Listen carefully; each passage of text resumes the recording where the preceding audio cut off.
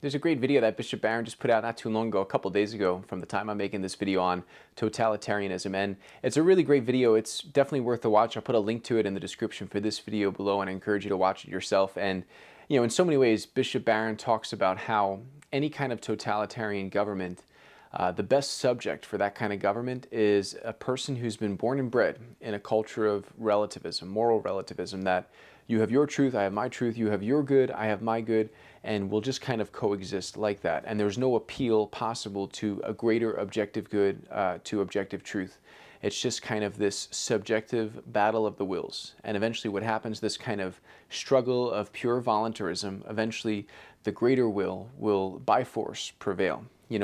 This is completely contrary to the founding documents of our own nation, the Constitution, that the government exists to preserve and protect the rights of the United States and its citizens, that we have certain rights that are inalienable, given to us by our Creator and not the state.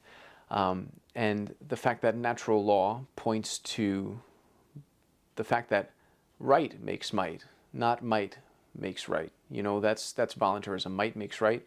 Natural law, the law written into human nature, the law that we're able to discern with our hearts, it's about right makes might.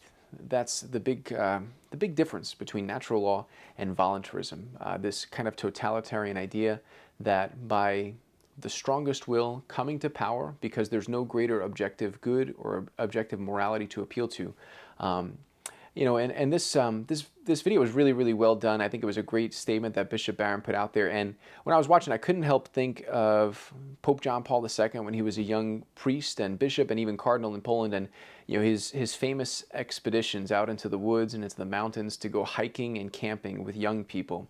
And many of the people from his young adult group, they called the group, and I'm probably going to pronounce it wrong, but they called the group Środowisko, which Pope John Paul II said would translate best into English something like milieu, or environment, or atmosphere.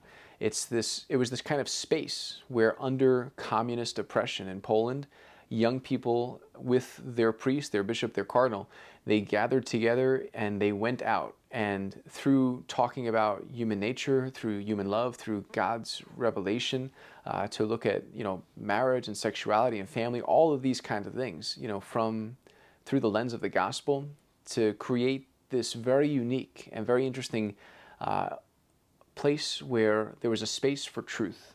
There's a space for truth. There was a place where, apart from all of those kinds of communist lies and all that kind of oppression that they were born and raised in, where it was this real idea under communism in Poland that might makes right. This kind of oppression and censorship that was something that was a part of their lives. And I've been blessed to know a couple of priests who were seminarians and priests who were trained and formed under communism. They functioned as parish priests and Catholic priests under communism, and all the many things that they endured. One of my older priest friends, somebody I look up to, who actually had Pope John Paul II as a college professor in the University of Lublin. He said he used to have, as a parish priest, his confessional bugged by the communists. They would have little microphones in the confessional to listen in and to spy and to eavesdrop. They would do the same thing with telephones. A really crazy kind of thing. We think now, though, of the day and age in which we live, where there's fact checkers and certain things are censored on the internet, or you could be canceled very easily. Some very disturbing trends that these Polish priests that I've been honored to have known, they say there's some really disturbing similarities there with what they experienced in Poland under communism. I think of Pope John Paul II, though, not just definitely not a reactionary figure to communism, not just kind of battling it out or politically trying to go get them, but really through this creative movement, he opened up a space for truth in gathering young people together and to have honest conversations about God and human nature. I think that's something we really need to reclaim today as well in the world in which we live, not just to react. There's definitely things we need to speak out on, and definitely things that are very important we need to take an interest in, and the church ought to speak out on, honestly and openly.